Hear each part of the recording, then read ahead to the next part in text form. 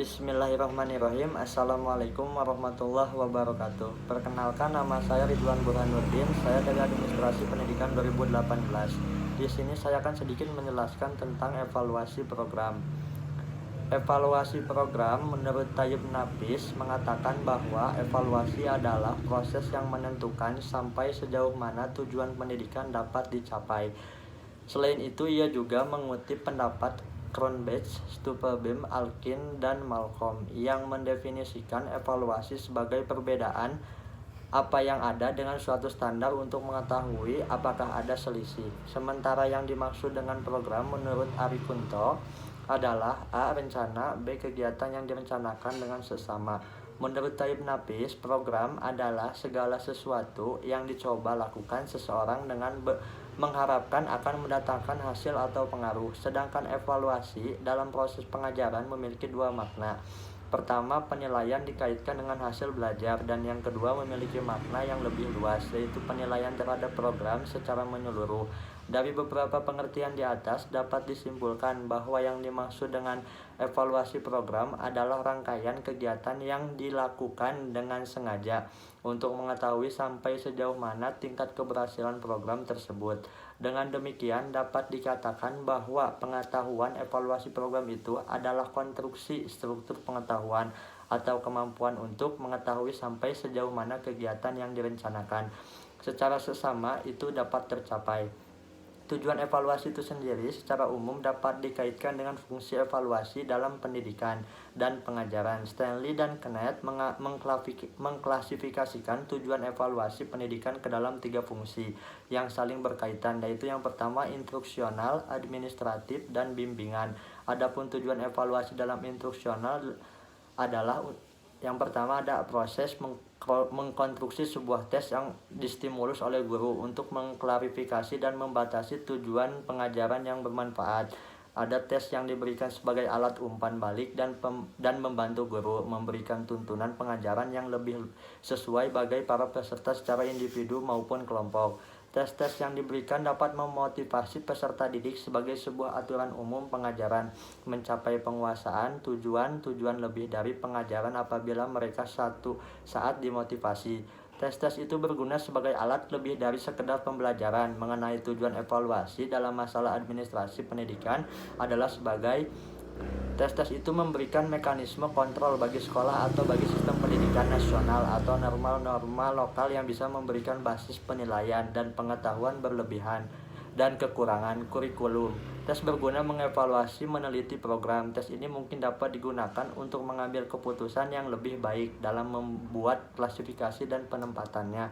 Tes dapat meningkatkan kualitas keputusan yang terpilih. Tes dapat berguna untuk penguasaan akreditasi atau sertifikasi. Evaluasi program supervisi pendidikan harus dilaksanakan dengan pedoman teguh pada prinsip-prinsip tertentu agar dapat menghasilkan suatu penilaian yang benar-benar bermanfaat bagi penyusunan program supervisi pendidikan berikut dan benar-benar bermanfaat bagi peningkatan mutu pendidikan di sekolah pada umumnya. Sebagaimana prinsip-prinsip evaluasi pada umumnya, evaluasi program supervisi pendidikan memiliki prinsip-prinsip seperti di bawah ini. Yang pertama ada komprehensi, artinya bahwa evaluasi program supervisi pendidikan harus mencakup bidang sasaran yang luas atau menyeluruh, baik aspek personalnya, materialnya, maupun aspek operasionalnya.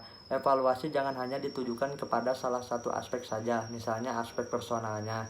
Jangan hanya menilai gurunya saja, tetapi juga muridnya, karyawan, dan kepala sekolahnya. Begitu pula untuk aspek material dan operasionalnya. Evaluasi harus dilakukan secara menyeluruh.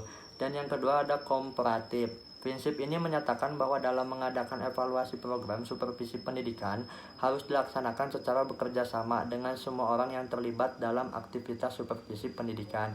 Sebagai contoh, dalam mengevaluasi keberhasilan guru dalam mengajar harus bekerja sama antar pengawas, kepala sekolah, guru itu sendiri, dan bahkan dengan pihak murid.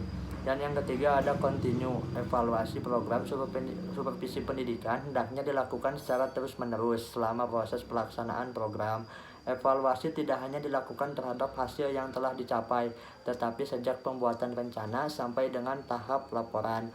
Hal ini penting dimaksudkan untuk selalu dapat memonitor setiap saat atas keberhasilan yang telah dicapai dalam periode waktu tertentu. Yang keempat, ada objektif. Artinya dalam mengadakan evaluasi, program supervisi pendidikan harus menilai sesuai dengan kenyataan yang ada.